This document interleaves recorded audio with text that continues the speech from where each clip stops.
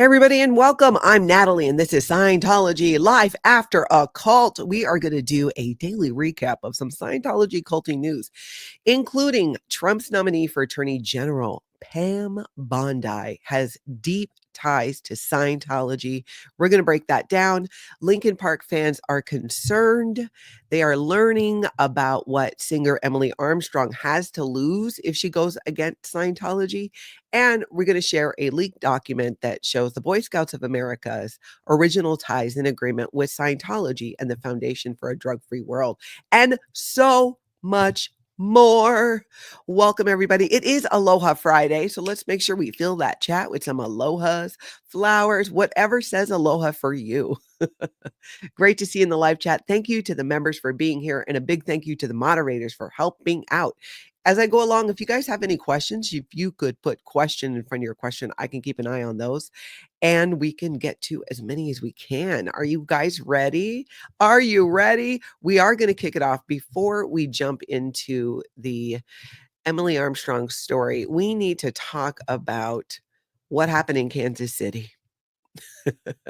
Xenews is someone on YouTube who's there, who has been protesting and live streaming Scientology for a while now. You can catch her out there on Thursdays. Auditing Scientology KC, Mike, is also out there on Thursdays and sometimes on the first Friday.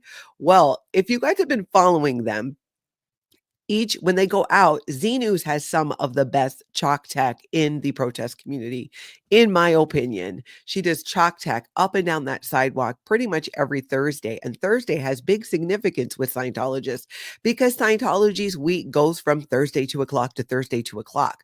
When 2 o'clock strikes on a Thursday, y'all, it is like you turn into a pumpkin. You have got to get your statistics as up as possible before Thursday at 2 o'clock. It's massive stress. It took me years to not feel huge amounts of anxiety on a Thursday. Now I don't even notice it. Thursdays no longer hold that significance for me, but they do in Scientology. Well, Scientology Kansas City decided to do something about the protesters coming and doing chalk art up and down their sidewalk on Thursdays. Take a look at this. This is from Xenews here on YouTube. Look at that.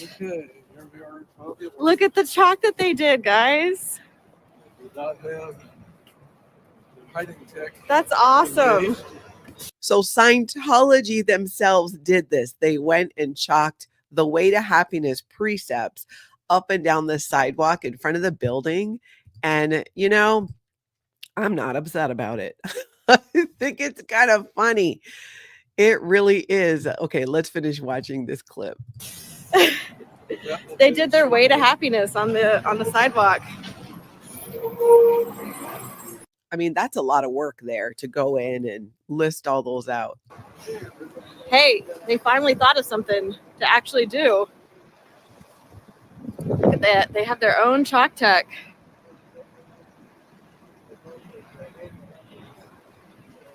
And that's Mike there from Auditing Scientology, KC. Clever. Very, very clever. They did it on a Thursday. Yeah, doing it on a Thursday is significant because usually they're just so busy. And I do believe Xenews and Auditing Scientology then went across the street to do chalk tech. So Lower Conditions Larry, who is a character there at Kansas City, a staff member who comes out and he has to wash up all the chalk. It seems like he is the person in charge of maybe managing the building. And his nickname, like many characters in Scientology, his name is Lower Conditions Larry. So he'll have to take the buckets of water across the street to wash off the sidewalk, which I'm sure he'll do. But yeah, we got to give him props. That's creative.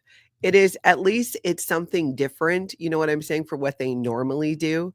I didn't finish the video yet. I need to finish it, but I think they just, even Xenews, they just like left it there. I wonder how long Scientology will leave it there. Cubana Chica says, hilarious. That's right, Brian. Doesn't matter. They're still in a cult. You're still in a cult, Tammy. Absolutely. Absolutely, they are. Vanessa says, someone spent a lot of time off post doing this on a Thursday, no less. Yes, that's why it's so significant, and it adds to the hilarity of it, in my opinion. Yep, Stasia. If you can't beat them, copy them. Chalk fail. Oh, okay. So, anyways, I'm going to link that down below so you guys can go watch her full video after we get done here.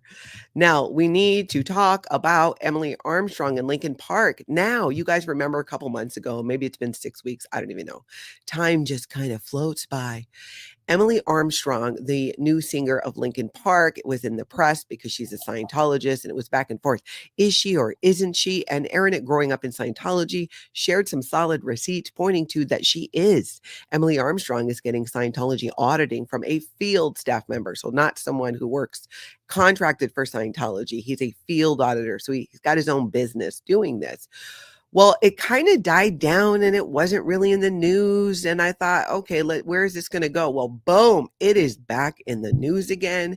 And there's so much buzz around Emily Armstrong being an active Scientologist. How is she going to, how can she follow in the footsteps of Chester, who came before her, who struggled with mental health issues, who supported mental health treatment? How can you be a Scientologist where your church does exhibits called Psychiatry and Industry of Death and has a goal to end psychiatry? Those two things are definitely in conflict, and it is making the rounds again. And fans are also learning what Emily Armstrong has to lose should she ever be out of pocket, say something, look sideways at Scientology. So let's take a look at that. This is from Nerd Stash. New Linkin Park vocalist can't speak out about Scientology or she'll never see her mother again. And you guys know this is true. If you've been following my channel or others in SPTV, we talk a lot about the harmful practice of disconnection in Scientology. And basically, the article goes into basically that, why she has to keep quiet. It's likely more difficult and something that involves her family, according to certain sources. Recently, former Scientologists, investigative journalists, and even the FBI have shed light on Emily Armstrong's past with the religious organization. According to the Daily Beast, Emily Armstrong even grew up in a cockroach-infested Scientology dorm as a child. Her mother has held several high positions in the organization. The closest Emily Armstrong has spoken out about Scientology was her retraction of her support to a former Scientologist friend named Danny Masterson. Back in September 2024, Masterson was convicted of several counts of SA against women. Armstrong belatedly condemned Masterson and now claims that she shouldn't have supported him after the latter was found guilty. That is for sure. She didn't mention anything about him being a prominent Scientologist and how the cult repeatedly covered up Masterson's crimes. So goes into kind of more details about the coverage of it. And even though they're saying, is Emily Armstrong still a Scientologist? Sadly, no one knows for sure whether Emily Armstrong is still a member of the Church of Scientology or not. We do know she is. Gale Armstrong, so that's her mom, presumably remains a Scientologist and continues to work with the cult's leaders. Her daughter, Emily, continues to avoid addressing her status in the cult of Scientology. And I mean, this is pretty much the key point here. It's possible that Emily Armstrong refuses to discuss anything about Scientology because her family ties with the organization. So we do know she has her mom, who is really active in Scientology. She has a sister who's active in Scientology and who also grew up in the cadet organization. In fact, her sister did one of those Scientology created hate videos, and that was interesting to see. So this is not dying down. It seems like it's picking up steam again, largely due to the Daily Beast article that came out a few days ago. Now, many other outlets and platforms are covering it again, are talking about it again, and utilizing some of the things we've learned since this news first broke, her actual ties to Scientology. And there are hardcore fans of Linkin Park where, for many, this is my takeaway from what I've been reading. I've not followed Linkin Park, or sought out their music. It's just not my type of music. There are a couple songs I really like though. And I've been learning more about fans of Linkin Park and why they're so upset about this and what it means to them to have a Scientologist now as a singer for Linkin Park. And my heart breaks for them because I get it. I understand what they're saying. So I think we're going to continue to hear more about this at some point. Maybe Emily Armstrong herself will address it or not. She hasn't been addressing it and it has not gone away. So I don't know. I don't think it's going to go away, even if she, I mean, I hope she addresses it. I mean, it just would be nice to be able to answer those questions for the Linkin Park fans, if nothing else. How do you support Scientology with their psychiatry and industry of death exhibit?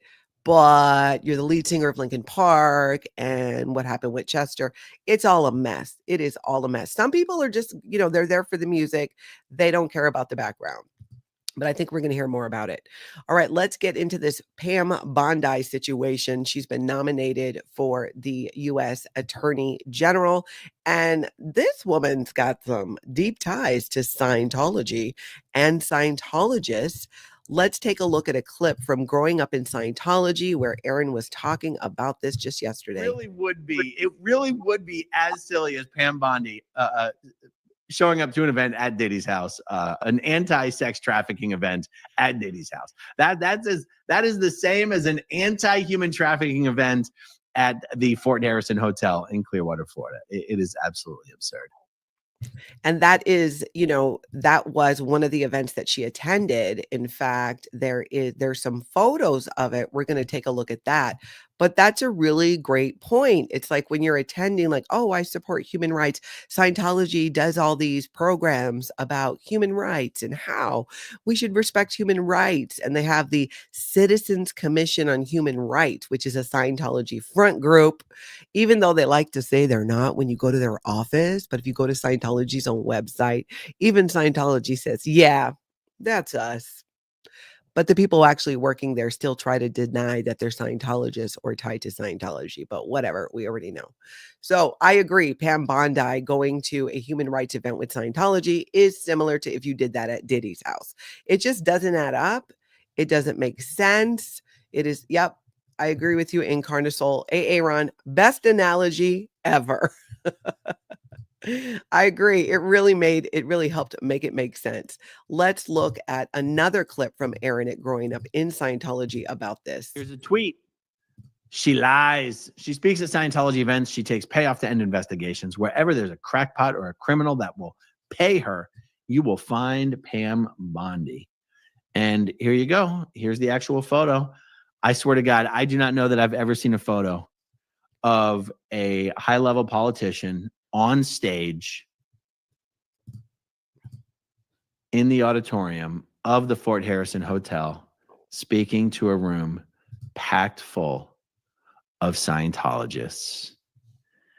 Well, it doesn't get much worse than that unless she was an actual Scientologist herself, which she's not. So again, she is not a Scientologist, but she's a supporter of Scientology. Scientology and Scientologists have raised lots of money for her over the years. And again, it's just another situation of where somebody who, whether it's a celebrity or a politician who has supported Scientology and Scientology has supported them, tries to hide behind this propaganda that Scientology is actually against human trafficking, just to take the money. Because I guess, if you're a politician and Scientology's check is going to cash, then you're just doing a money grab. It, in my opinion, this is incredibly unethical. It's like, you don't need to look far. All you have to do is Google Scientology and find out what former members are saying about what children, adults had to escape, what has been covered up over the years in Scientology, an organization that takes passports of Sea Organization members so that they can't just flee, who are there from other countries. That's part of the human trafficking aspect of it. In fact, there were people probably cleaning that ballroom before and after that event who are being human trafficked by Scientology. We're hearing more now. There's multiple stories out of Dublin, Ireland, about Scientology taking advantage of asylum seekers and getting them to clean their buildings and hand out their propaganda. That's the organization that you support. I mean, and if you look further, you don't even have to go that far to find story after story, account after account of the abuses and the harmful practices within Scientology. So I don't know. I don't get it. I don't get it. I love, I want to know what you guys think about that. So jump into the live chat and tell me your thoughts about this. Does it bug you? Am I overthinking it? I think we need to be very concerned about this. If this woman becomes Attorney General, think about how much we work to expose Scientology and show people how and why it's a human trafficking cult. How can any justice be brought against them? When we talk about wanting, a key point, it would be them losing their tax exempt status, which they regained in 1993, pretty much after blackmailing the IRS. It's so frustrating. It is so frustrating. I swear, if Grant Cardone gets nominated for something, I don't know what I'm going to do. I mean, that would be next level. That would just be, it gives me the creepy vibes just to even think about it. Like I can't even think about it. Lisa Pete says, we do not need somebody who'd like that in government. Yeah. And it's not too late too for her to turn around and go, oh, you know what? Yeah, no, I have since learned. I have since become informed about the harmful abuses within Scientology, and I'm cutting ties with that organization. Something along those lines, I think might, change the tide here. But many of us are looking at this and going, what is this going to mean for the victims of Scientology moving forward, or at least for a period of time? That's a thing that really has got me concerned. Good morning, Eric Rader. Good to see you. K-Rad, it makes me very sad. Yeah. Yeah, it does. More than sad. It's super concerning. We really need to be concerned about this. Absolutely. Greg says, sorry, I don't think anything will be done about Scientology. Well, not with an attorney general like that, for sure. For sure. And this is what Scientology does, you guys. They play the long game. The long game. There are up and coming politicians, people in government that they are supporting right now and funding to get them into further positions of power to then forward the agenda of Scientology, which, when I think about it, isn't that kind of how politics works anyways? Special interest groups, on both sides, all sides. It's the squeaky wheel gets the grease, and it's like the grease, it seems to be large sums of money. So, yeah, Farrell Cheryl, Pam Bondi is also a really bad choice for AG. I don't know a lot about the woman beyond this Scientology tie, I'm telling you. Welcome, everybody coming in. It is Aloha Friday. Please hit that like button and subscribe as well. All right, let's see. I got a couple more stories that were about this. I'm going to link them down below after this, but I'm not going to get into reading them because I think you guys get the point. With Pam and why this is a bummer, or we'll see what happens. We'll see what happens. We will keep talking about it. Let's see. Let's talk a little bit about Priscilla Presley's elder abuse suit and her $1 million theft lawsuit. There is a response. Okay, so let me back it up. Priscilla Presley has Priscilla Presley, which is like her company, and she brought in somebody to help her. They were going to do auctions, different things, because she, per report in an earlier story, needed to, needed to make some money. She needed to make her money. And this person turned around and allegedly, per Priscilla Presley, cost her $1 million, stole $1 million. But in this, in the process of this lawsuit, the other person was like, oh, because they wanted the court proceedings to be done in Florida.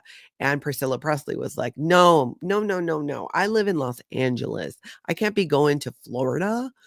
And the person responded with, oh, really? Because you go to Florida all the time because you have a grandchild here. And then it opened this whole Pandora's box. And Aaron, at Growing Up in Scientology, did a video confirming that that grandchild, whom it's not been known to the general public, but it's been known about in the close circles within Scientology, that Lisa Marie Presley's daughter, Riley, provided the egg for John Travolta and Kelly Preston to have their son Ben, which is such an amazing gift. And so biologically, That is Priscilla Presley's grandson. So this other party was insinuating that she comes to Florida to see this kid because it's her grandson. She has ties here. She has family here. Well, Priscilla responded to that. Let's see here. I'm not loving the makeup, but you do you, girl. She probably got a professional makeup people. What do I know? I don't know much about makeup. I need to learn. Note to self, take a makeup class. I heard they do them in Sephora. So talks about how she's battling memorabilia auctioneer Bridget Cruz, who's accusing the star of cutting her out of her life despite helping her financially. Close friends of Presley had previously feared for her mental state and believed her to be an unwitting victim of financial elder abuse. So when you start bringing in elder abuse and financial elder abuse, I mean, it takes on a whole nother twist,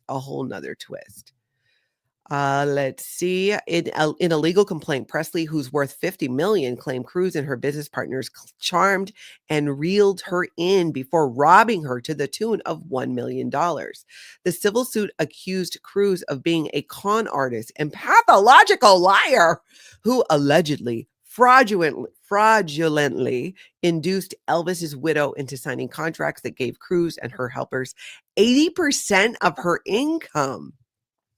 So anyways, Cruz hits back, filing a motion asking for permission to amend the lawsuit. Presley then responded saying that she should be held to account in a state. Presley then responded by denying that she should be held to account in a state, being Florida, that she has no ties to.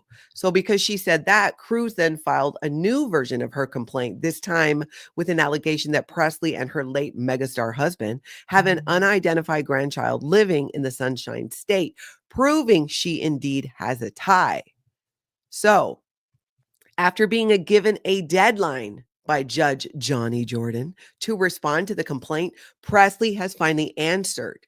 In the motion to dismiss that Presley filed on Tuesday, she simply responded, quote, "It is simply irrelevant whether Presley has relatives who live or own homes in Florida or whether Presley has made a couple of personal visits to Florida." The 79-year-old, however, called out Cruz again in her new motion and claimed Bridget Cruz and her co-conspirator, Kevin Fialco, unduly influenced, cajoled, and defrauded Presley, who's been a California resident for decades. So that is interesting. She responded, but didn't really respond directly to whether or not she has a grandchild there. So she gave what in Scientology is called a no answer. It's when you answer, but you don't really answer by saying, her people saying, hey, her family and ties here aren't relevant at all, which she's probably right. I mean, they very well may not be, but it was kind of an interesting way of not denying, but also not confirming that she does have a grandchild in Clearwater, Florida, let alone who that is. All right, let's see here. Oh, Vanessa says, is it just me and Natalie, or did all other ladies coming of age in the Sea Org adopt an all natural style of makeup? I don't know. That's a good question, though. I mean, although I knew women in the Sea Organization who wore makeup, and I am by no means opposed to it. I wear makeup. I just got to learn how to do it better. I think maybe not. On one hand, I'm kind of like, I don't know. Do I? I don't know. I feel like this is what you're getting. I like a little tinted moisturizer. Oh my gosh. I never realized I couldn't say that word, but maybe that's just this morning. But you know what I mean. And, some blush and lipstick. And of course, I got to do my eyebrows because they've like fallen out. I think it's from my autoimmune stuff. My sister, same thing. So yeah, there we go. Okay, now let's see. Where am I at here? Where are we at? I got so distracted by makeup now. Even Joe says, I hate makeup. James says, all natural is the same thing as just get out of bed. It can be. It could be, but it could be later in the day. It could. Oh, Ellen, thank you so much. That's very kind of you to say. Good lighting really helps. Good lighting. If I could take these lights around with me all day long, like I assume Mariah Carey does, it would be incredible. All right, everybody. Now let's jump over and talk about a little bit of Rebecca Minkoff news. Real Housewives of New York Cast member Rebecca Minkoff, Scientologist, daughter of Dr. David Minkoff, Scientologist, who has been involved in 2 lawsuits involving the death of 2 Scientologists, and one is currently happening now. So, if you guys remember, I shared with you that on the show Real Housewives of New York, Rebecca Minkoff, there was this whole segment where the ladies were talking at dodgeball, and there was this rumor that Rebecca Minkoff was pregnant, but not only pregnant, but she wasn't sure who the daddy was because of an open marriage situation. Well, it turns out that was all a prank. Now, I love a good prank and joke, but I'm not if I'm a celebrity, if I'm out like putting myself out there that way, like I don't, and especially if I'm a Scientologist more so, I don't think I'm going to start a rumor that I'm pregnant and in an open marriage. I feel like Scientology would not be happy about that, even as a rumor, as a prank. It's not true. It's not true. But doing that as a prank, even, I'm like, I don't know. I can't believe, and for all we know, she's getting an ethics handling right now. Because can you imagine you're a Scientologist? I mean, these Scientologists who take their volunteer Office of Special Affairs role. In fact, let's wake up Osa on a Friday. Where's Davey? Oh, he slept on the floor last night. David Miscavige, wake up your people. Office of Special Affairs. It is Aloha Friday. Wake up, y'all. We're going to talk a little bit about Rebecca Minkoff because I don't know where you guys were at. Did she not tell you she was going to do this? I thought her brother, Uri, whatever his name is, I thought that he was a volunteer for you guys. You think somebody would have given you a heads up. I got in mass trouble for taking a strip fitness class in Scientology when I was a Scientologist, but this girl gets to start a rumor on national television that she is an open marriage and is pregnant and she don't know who the daddy is. I don't see how you guys are okay with that. Reel her in, or here's another theory that's kind of in my back pocket. Maybe she's got one foot out the door. I don't know. Regardless, Office of Special Affairs. You people, you got some people running around right now, just seriously doing the Lord's work because the trail of Scientology scandal follows them like stink on Pigpen. You know what I'm saying? That kid in Peanuts who would walk around and the smell would follow. When you are a Scientologist and you are a celebrity, a well-known person, or even a politician, the stink follows you. You cannot get rid of it. You cannot. So, Office of Special Affairs, I don't know what, if anything, you can do, but if her brother really is an OSA volunteer, maybe there's a tie-in there. I don't know. Or do nothing. That's always an option, but I've never known you guys to do nothing, especially when somebody is, embarrassing Scientology. And the crazy thing is, you guys, if this really happened, like if this was any other housewife and it came out or she shared and this was real, the prank involved that they were both like, this is their agreement in their marriage. It's 2024. If you are a consenting adult and you want to do that, knock yourself out. But for a Scientologist, that's like deeply not okay. They're so not down with that. Scientology likes to be in the bedroom.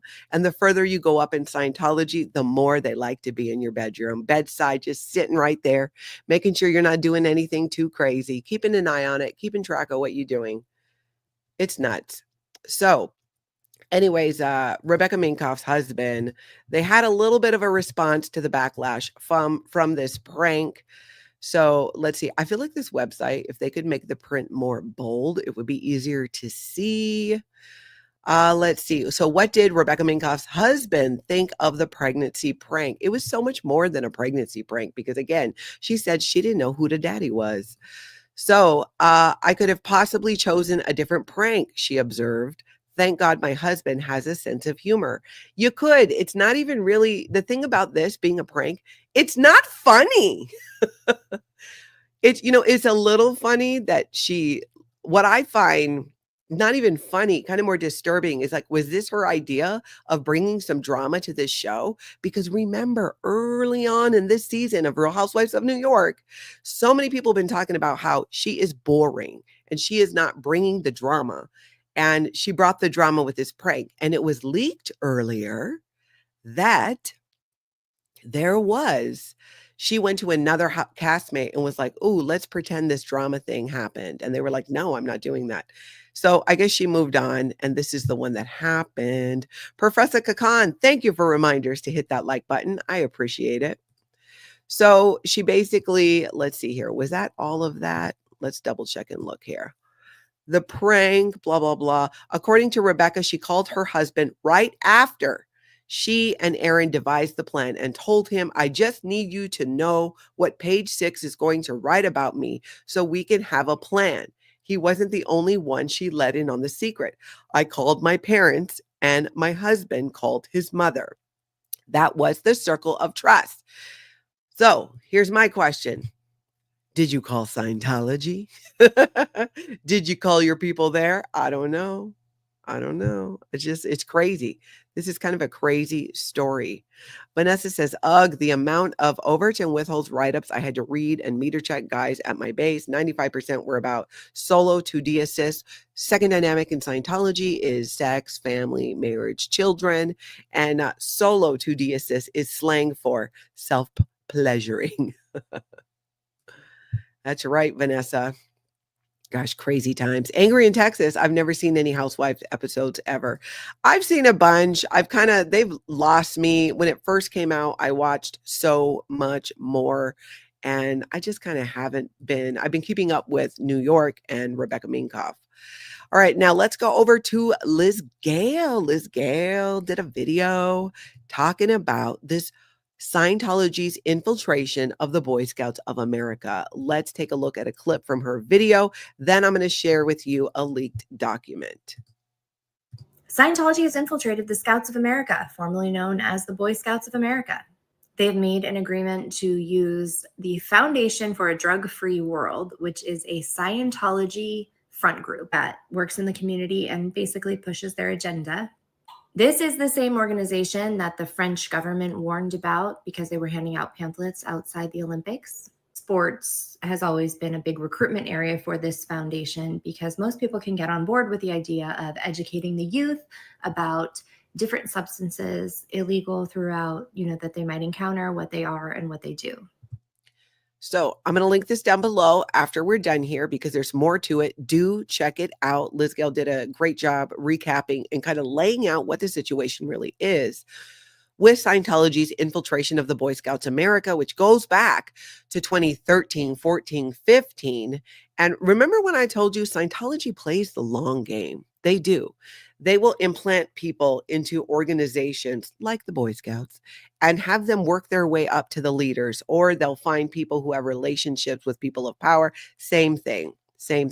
And it's, it's no different, again, like how politics works. It's like this crazy level of networking that involves a crazy amount of backstabbing. So Scientology, I haven't seen anything yet, and I'm open to it. If you guys are aware of anything from the Boy Scouts of America saying, no, we are not connected to Scientology and the Foundation for a Drug-Free World anymore. We know that they were. I haven't seen that yet, but if somebody does, Natalie at liveafteroccult.com is my email. And I am more than happy to share that, but I've not seen anything yet. I've just seen more and more evidence that Scientology infiltrated the Boy Scouts of America, who next year, by the way, is changing their name to Scouting America, because now girls actually can be in the Boy Scouts. So Scouting America makes more sense. Let's take a look at this document. So this is a memorandum of understanding between the Foundation for a Drug-Free World and the Boy Scouts of America. Let's see. It's kind of long. The beginning is pretty much like, this is who we are.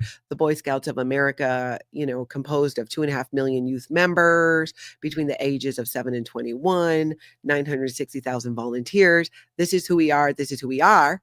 Then the Foundation for a Drug-Free World is a nonprofit public benefit operation that empowers youth and adults with factual information about drugs so they can make informed decisions and live drug-free. Okay, right there. This is the same organization, Scientology, right? Who tells people they got to sit in a sauna 5 hours a day, take dangerous levels of niacin to sweat out the toxins and the drugs, and they might get LSD flashbacks. Like, science doesn't back that up. Science doesn't back that up. This is what it's about. The Foundation for a Drug-Free World is a front group and feeder line into Scientology. It's run by Scientologists. In fact, it's run by Sea Organization members. It is in the Scientology management building in Hollywood, in the building. I think it's on the 7th floor or something like that. So you cannot say, this is, check the address. Go to Google, put in the address of the Foundation for a Drug-Free World, and you will see they are in Scientology's management building because it's run by Sea Org members. Now, they're all volunteers out in the community that are Scientologists that are also doing this, but it is Scientology every day, all day. So more on the Foundation for a Drug-Free World. They're a worldwide network of volunteers. They've distributed 50 million drug prevention booklets, blah, blah, blah, blah, blah, blah, blah. Boy Scouts of America recognizes that the drug prevention booklets and other materials distributed by the Foundation for a Drug-Free World may be used by Boy Scouts to fulfill their second-class rank drug prevention requirement. Now, I think it's great that the Scouts have a drug education requirement. I think that is so important, and I'm so glad that they do it. But there has to be another way. They're maybe not tied to a human trafficking group. I don't know. Just did nobody think this through or find out or become informed? But I got to tell you, let me tell you this before we continue on with this. Scientologists, especially Sea Org members who work for the Office of Special Affairs, are highly trained and skilled in infiltration, highly trained and skilled in it, in getting Scientology and L. Ron Hubbard acceptance in all these different places. So it's no surprise to me that they did this with the Boy Scouts. Now, here's an interesting part in this, though. So the Foundation for a Drug-Free World may acknowledge that fact on its website, that they recognize the booklets and materials are distributed by them. So they can, let's see, let me start this over. Boy Scouts of America recognizes that the drug prevention booklets and other materials distributed by them may be used by Boy Scouts to fulfill their second-class rank drug prevention requirement. And the foundation can acknowledge that fact on its website. But drugfreeworld.org, it shall not indicate or suggest that Foundation for a Drug-Free World is the exclusive provider of drug abuse prevention materials. They cannot claim that its materials are the only drug abuse prevention materials Boy Scouts may use in furtherance of their second-class requirement. And they also cannot, or that Boy Scouts of America sponsors or endorses Foundation for a Drug-Free World or its products or services. So, this agreement with the Boy Scouts of America right there states they're not supposed to say they're the only one or that they are sponsored by or endorses. Now, we know that Scientology does this. They do it every day, all day. It's called positioning. On their website, I shared a few things yesterday. I should pull up a few more. We did look on their website for the Foundation for a Drug-Free World where you can do this, you can get this pack that's exclusive for Boy Scouts doing this second-class rank requirement. And, but it doesn't say that it's the only one, but there have been press releases and things put out. I'm going to go dig them up. I didn't have a chance this morning where they do claim, they do position that the Boy Scouts support this and endorse it. But per that agreement, they're not supposed to do that. But come on, this is Scientology. We know they're going to do it. So it's, I think, a continuing developing story. We're waiting to find out and see if the Boy Scouts of America will still follow through with wrangling the Scientology float in the Hollywood Christmas parade. Galaxy Press is Scientology. Galaxy Press is Sea Organization members. Why they can't wrangle their own float, I don't know. But they've got the Boy Scouts of America who are going to be doing it. And we suspect that they think that Scientology is doing this thinking that nobody will protest them. But I don't know. I think they are still going to. James Steele, do you get a joining a cult badge? Oh my goodness. LVP. Okay, so this statement means Boy Scouts of America works with the Foundation for a Drug-Free World, but they are not the only provider. I wonder if Boy Scouts of America knows the foundation is riding their coattails. They are based right here in Dallas, no? You know what? I'm not positive where they're based, but they do list a Dallas address there. So you make a good point. If anybody is a scout leader and has ties to the Boy Scouts of America that you can reach out to, and maybe we can get some clarification. And again, let's see if they actually wrangle the float for Scientology. That will be something if they actually follow through with it and do that. And if that's not sending a message of endorsement, I don't know what is. So their own agreement, unless they changed it, maybe there was a new one since 2015 that clarified that. I don't know. It just seems like a bunch of, this is going to not end well for them to be supporting a human trafficking cult. If they do, maybe they don't anymore. I just haven't found any evidence to the contrary or that is true. Okay, now let's look at a video from Church of Scientology. This is hilarious. Check it out. One of the fundamental principles of Scientology is that a person can improve their condition only if they are allowed to find their own truths about themselves, with just a little financial encouragement. In Scientology, this is accomplished through auditing. And no, this isn't the kind of audit that gets you a tax refund.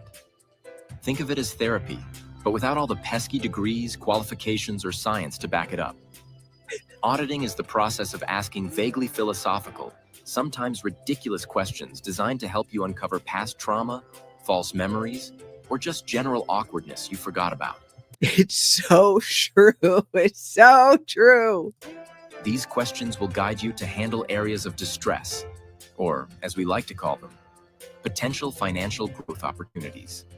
This is done with an auditor, meaning one who listens and then promptly invoices you. That, again, true. Scientology is pay to play every single day. Auditor does not offer solutions or advice because honestly, they're just as confused as you are. It's so true. There's more to it. I'm linking it down below. Oh my gosh. It's so true. I laughed so hard when I watched that the first time. It really lays out what the actual reality and truth is. And I know this, but having it laid out that way, I'm like, oh my gosh, that's so true. So thank you to Church of Scientology for doing that. Oh my gosh.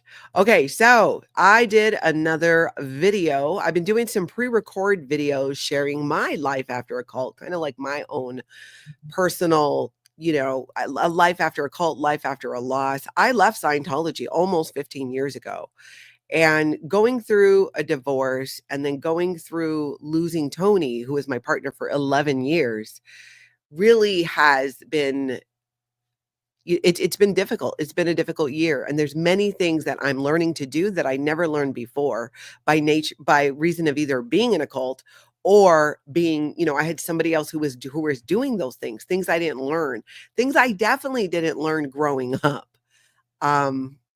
I do know how to make trophies though, because from the age of 12, I was working full-time summers in my family's trophy shop in Hawaii that my grandpa dad ran. All of us in the family, and they were all Scientologists, and he was a Scientologist, would work there. But a lot of other things I just never learned. So I decided to take you guys with me as I figure things out. And yesterday I did another video called I'm Gatekeeping Life After a Cult. Here is a clip. Throw away the garbage. I wonder if I'm going to need this. Is this like a mattress where you're not supposed to take it off? Important, lift and turn. Okay, that's how to unlock it, and product registration for safety alert or recall. Okay, so this seems like something I should hold on for a little while. I will probably throw it away because I will lose it anyways. So save myself the time. Ooh. What is this? I don't know, but it goes with the gate. So we're going to keep that. Yes, we are. Follow these instructions carefully and keep for future reference. I mean, do I have to show this to guests when they come over? If you want to use my retractable gate, here's the instructions. throw away the garbage. I wonder if I'm going to need. So that's just a little clip. You can see the full video. I'll link it down below, but you can also go to my channel, go to videos, and it should be right towards the top. I really enjoy doing that, and it helps me to process, but most of all, it's just really, I deal with a lot through humor. And yeah, so expect that in those videos. I am going to continue doing them.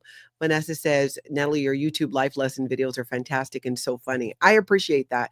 I find that so much of these, when I'm learning something, isn't even about the thing. Like if you want to know how to install a gate on stairs, like that, you're not necessarily going to learn that in that video. You might a little bit, but I'm learning to reach out to friends, to find other resources and tools to do what it is I need or I want to do. Surrounded by Scientology makes a cameo in that video because I got into a very sticky situation with a drill. And George over at Surrounded by Scientology helped me out. Hey, Joe Virus, welcome, welcome. So yeah, I'm going to be doing more of those. And if you guys like them, you know, like the video, share the video, because the better they do, the more I'm going to do. They take up a lot more time because of the editing, and I'm doing it myself and I'm learning. So my hope is I'll get faster, because that one took me a long time. And I'm like, I actually cannot spend that much time on something like that, but I'm going to get faster about it. I have 2 out so far. I'm creating a playlist called Natalie's Life After a Cult, where you can find those videos. And like I said, there's 2 so far. Hey, Don Gloves, good to see you. Aloha, aloha on this Aloha Friday. All right, we are going to go from something funny to something that is a bit on the disturbing side, but important to know. We were talking yesterday. Power Lies to Paralyze is here on YouTube and does multiple videos, really helping to explain the effects of Scientology on our brain and what it means in terms of neuroscience and all of those good things. And I geek out about it. I love learning about it and understanding more now how my upbringing, being in the Sea organization as a child, all of these things add to my crazy.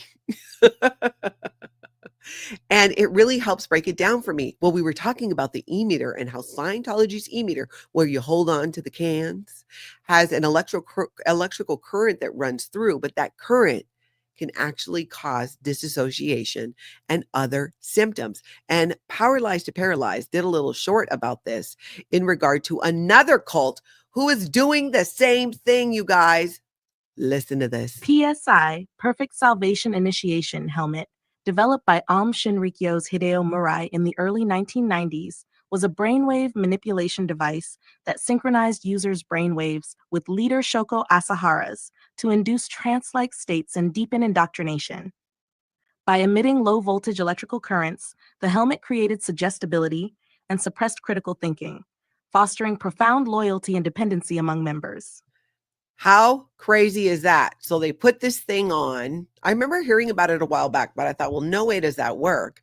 And now there's actual information about what that electrical current can do, what that frequency can do, and that it's the same thing with the e-meter. How crazy is that? An e-meter, something that you're put on from a very young age. That's why they make small cans. When you buy an e-meter in Scientology, the cans you hold come in multiple different sizes because it has to fit the palm of your hands, and different people have different palm hand sizes. And there's tiny ones, which are for children, because who else has tiny hands? I mean, people have tiny hands and small hands as adults, but, and I suppose, you know, a little person, or if you were, you know, just more petite, but still, they're meant for kids. We know it. It's gross. It's disgusting. I digress. Okay, so now let's go over and see. Jenna Miscavige did a video yesterday about Scientology Nightmares, and I had a physical reaction to it. I loved it, but talking about it reminds me about my Scientology nightmares, which are now few and far between, but this was totally a thing for years after I left Scientology. And I think it's interesting that many of us have the same dream. So let's listen to what Jenna Miscavige said, and I'll share my experience. That I've also had these nightmares over the years, and almost everyone who I've spoken to who's left Scientology has also had them. And so I thought it would be interesting to talk about and discuss and, you know, try to think about what these mean and why. So when I first left Scientology, I immediately had the nightmares, but they started out as a nightmare of me being chased by Scientology, like actually physically chased. Like I would be on a bus and they would be chasing the bus. I don't know like what exactly, why it was a bus and why they were chasing it, but it was like they were chasing me to get me back and like kind of hunting me down. And I had these pretty regularly, like every single night. Yes. For one, how cute. She's in her pajamas in the bed doing the video about dreams. I love that. One of the things I love most about Jenna Miscavige's videos is that she records them in all these different places. And it was actually Jenna and Kelly Copter who inspired me to do my videos and do more pre-recorded videos. And both of them are like, just talk as if you're talking to us, because they thought it would be funny. And I'm like, oh, okay. No, just like whatever pops into my head then, which is how I speak normally with a lot of people. And I keep thinking like, oh, do I need to not say this or that? And for a long time I did, but you know what? Those days are over. I am in my 50s now and I feel like I can get away with saying anything. Okay, maybe not quite yet, but it's still fun to do. Speaking of fun, also, Marilyn at Coffee Cults and Crafts did a live stream, I think it was last night, with a bunch of familiar faces talking about SPTV. Where did it all begin? It was such a fun video because they get into how, you know, how they got involved in it and just some of the lore of SPTV. I thought it was really fun. Let's look at a clip. We were just reminiscing about how SPTV became a thing. Somebody, what was his name? Jazzy J or something one night was like, hey, let's call this SPTV. And then it became a thing. And then we were talking about how we started our channels, the chatathons, all that stuff. And I just wanted Poet to have an opportunity, and also Chad, of course, you know Chad's story, but Poet said that he wrote a book and it was all your fault. And then Brian shares his haikus and how he got into doing those. It's really fun. After this, I'm going to link it down below so you can go check it out. Amber Vanessa says, every time you have a problem in Scientology, they tell you, we have a course for you to help with that. It's just thousands of dollars. Let's find out how we can make that go right for you. Oh, it's so true. Everything just leads towards that. James Steele, we are getting a spinoff with Fix It with Natalie. I even say in my video though, like, don't listen to me when it comes to the how part of these things, because I'm learning it for the first time. And I don't necessarily, if you watch the video, you can tell I don't know what I'm doing, but I learn and overcome my desire to not learn. Let's see. I'm just catching up on some of your comments here. Okie dokie. Becky, do they have a course on how to leave Scientology? No, but maybe I should make one, how to leave a cult, because it's similar to me to other cults. I think Scientology takes it the furthest when it comes to stalking, harassing, or trying to talk people into coming back. And that's why Jenna's video that she did resonated so much with me, because for years I had those dreams. And they became less and less, but literally years. And it was the same thing. They were chasing me, they were after me, and I would go back. And that was the defeated part of the dream. And that was the fear. And as I spoke to other friends who were former Scientologists over the years, I learned that I wasn't the only one who had that dream. Jenna, so many others. Vanessa and Amber, I know you're in the chat. You could probably comment on this too. And it's a similar dream. We're being chased by Scientology and they catch us and we are taken back or agree to go back. For me, it was, I would just be like apathetically like, okay. And then they would take me back. That is such a nightmare for someone who has escaped Scientology. And that's why you hear us when we share our stories. We don't talk just about leaving Scientology. It's escaping Scientology. They send people to go to try to handle you. When I left Scientology in 2010, I had 2 members of the Sea Organization fly to Minnesota, rent a hotel room, rent a meeting room just to try to handle me to go back and leave properly. They say leave properly. What that really means is they want to interrogate you, find out who you've been talking to, because Scientology is so paranoid about people like me speaking to current Scientologists, and they have good reason to be.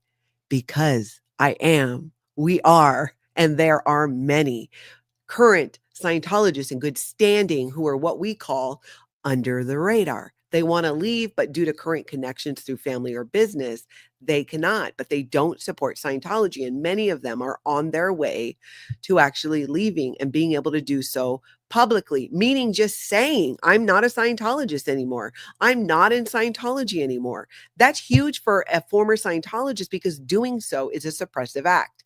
In the eyes of Scientology, you can be declared a suppressive person for just saying you want to leave Scientology or you're making plans to leave. Like I did for 2 years. I came up with a plan, took me 2 years to execute to get as many members of my family out of Scientology as possible. And not only did I leave with 3 generations of my family, 2 other families here in the Twin Cities also left, in large part because of the harassment tactics Scientology tried to pull on me and my husband and the lies that they made up, my husband at the time. So yeah, it's not working. It's not working, Scientology. People are still going to talk about you and you should be worried about it. But they're doing their own, you know what I'm saying? The biggest enemy to Scientology, let's be real, is Scientology. They continue to be culty and use cult tactics and harmful practices like disconnection. All you got to do is point a camera on it or raise awareness about it or show it. We see it all the time with the different live streamers and protesters outside of Scientology. Just acting a fool. Acting a fool. Let's see.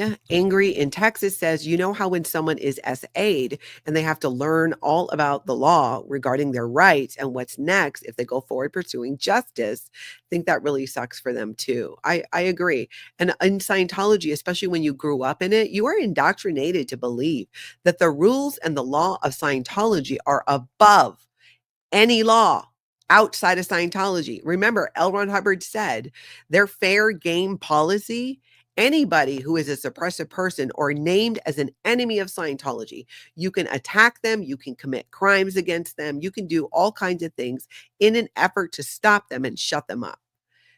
Scientology has a huge, long history of this. Paulette Cooper, that's one of the most famous stories, and I think well known, of the length that Scientology will go to shut somebody down. And today, it's just not working. Why? Because of the internet, because there are so many former members who are speaking out. What are they going to do? Nothing. There's not much that they can really do. And they're really just doing themselves in. And I see more and more, it's like that decline of Scientology will continue. They have a lot of money. They're continuing to be fed a ton of money from their celebrity members. And until that stops, they will have billions of dollars to be able to avoid being prosecuted for the criminal acts committed within Scientology. So enough about that ugliness. Nisa says Scientology has nothing better to do but to torment people all day. They are disgusting. Yep.